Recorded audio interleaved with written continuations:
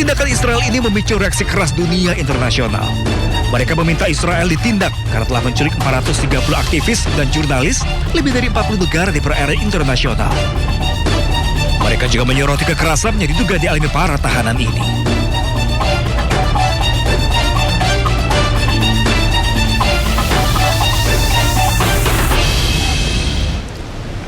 Usai dibebaskan, anggota parlemen Italia menceritakan detail penahanan setelah pasukan Israel mencegat armada global Sumut Flotilla yang menuju Gaza.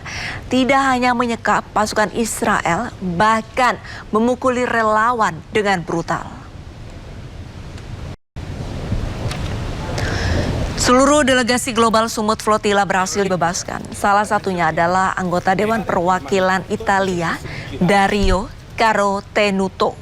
Ia mengklaim bahwa ia dan anggota lain dari armada yang menuju Gaza mengalami pelecehan dan intimidasi selama penahanan setelah dicegat di laut saat tiba di Roma pada hari Kamis.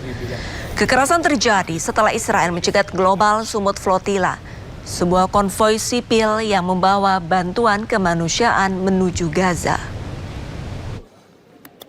E non posso che pensare che a chi è ancora lì e che deve essere liberato immediatamente. Sono delle persone bravissime, sono straordinari, veramente. Si è parlato di torture, possiamo definire? Assolutamente, cioè, addirittura, guardi, le dico solamente perché so che poi bisogna essere brevi. C'è addirittura una panic room nella quale venivamo introdotti. Drone Hizbullah kembali menargetkan fasilitas militer Israel. Kali ini drone kamikaze Hizbullah tembus sistem pertahanan udara Israel Iron Dome atau kubah besi. Dalam rekaman video drone kamikaze milik Hizbullah menargetkan sistem pertahanan udara Iron Dome di kota Shomera, Israel yang berbatasan dengan Lebanon Selatan. Sistem pertahanan udara yang terkenal canggih dan bernilai miliaran dolar Amerika tersebut diserang sebuah perangkat terbang yang harganya hanya beberapa puluh juta rupiah saja. Sejak Maret, Hizbullah semakin intensif menggunakan serangan drone ke militer Zionis. Drone dilengkapi kamera yang memungkinkan operator melihat sasaran secara langsung. Israel menargetkan serangan drone Hizbullah merepotkan mereka.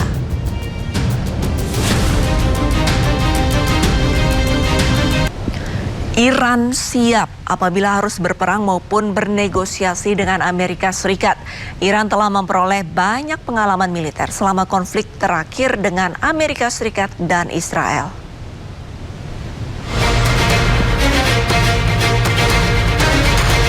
Menteri Luar Negeri Iran Abbas Araghchi mengatakan pihaknya siap apabila harus berperang maupun bernegosiasi dengan Amerika Serikat. Ia menekankan misi yang diberikan negara kepada Kementerian Luar Negeri Iran adalah satu dan tak terpisahkan dengan yang lainnya. Araghchi mengatakan bila negaranya mengharuskannya melakukan negosiasi dengan AS, maka pihaknya segera mempersiapkannya.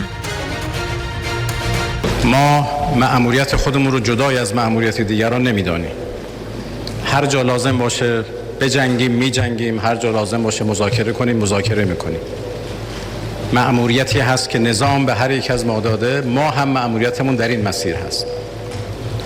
کاملا هم در هماهنگی با مجموعه نظام، مجموعه اهداف نظام. اگر لازم باشه منافع نظام اقتضا بکنه که در میدان دیپلماسی، در میدان گفتگو، در میدان مذاکره حاضر بشیم، حاضر خواهیم شد با قوت، به همون قوتی که نیروهای مسلح در عرصه دفاع از کشور حاضر میشن.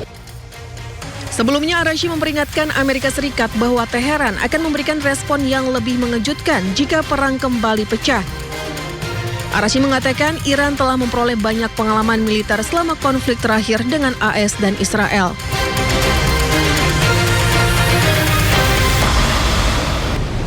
Amerika Serikat dilaporkan menunda serangan terhadap Iran karena adanya pelaksanaan haji.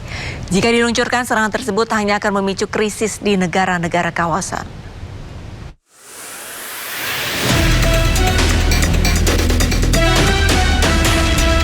Memasuki 12 pekan, konflik di Timur Tengah masih terus berlanjut dan belum kunjung mencapai kesepakatan damai. Media Roya News English melaporkan bahwa Kepala Negosiator Iran Muhammad Ghalibaf mengatakan meskipun di bawah tekanan ekonomi dan politik, Amerika Serikat berupaya memulai kembali perang dan berharap Iran menyerah.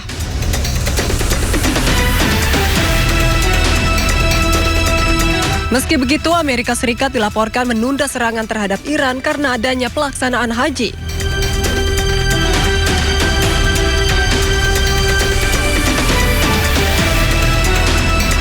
Dilansir dari media Middle East Eye, serangan yang sebelumnya direncanakan diluncurkan pada hari Selasa ditunda atas permintaan negara-negara Teluk. Presiden AS Donald Trump diberitahu oleh para pejabatnya bahwa menyerang Iran selama ibadah haji hanya akan memicu krisis di negara-negara kawasan dan dapat menyebabkan ratusan ribu bahkan jutaan jemaah haji terlantar. Tindakan tersebut juga akan semakin merusak reputasi AS di negara-negara Muslim.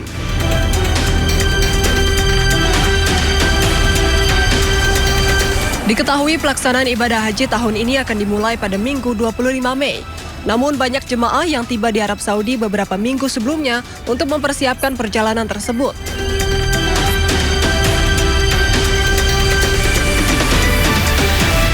Hingga kini, belum diketahui apakah serangan akan berlanjut dalam beberapa pekan mendatang setelah musim haji berakhir.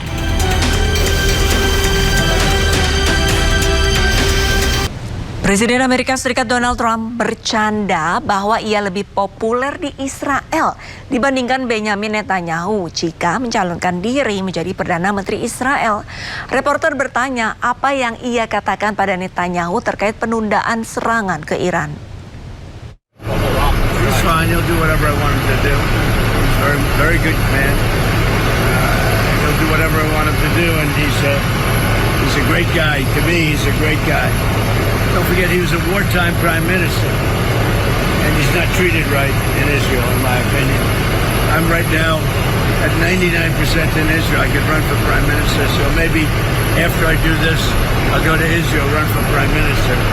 I had a poll this morning. I'm 99%, so that's good. But no, he's a wartime prime minister. I just don't think they treat him well. Mr. President, what do you think of Spencer I think they have a president over there that treats him very well. Iran mengeluarkan video serangan ke kapal tanker di Selat Hormuz. Iran beralasan kapal tanker tersebut memaksa untuk melewati Selat Hormuz tanpa membayar tarif yang ditetapkan.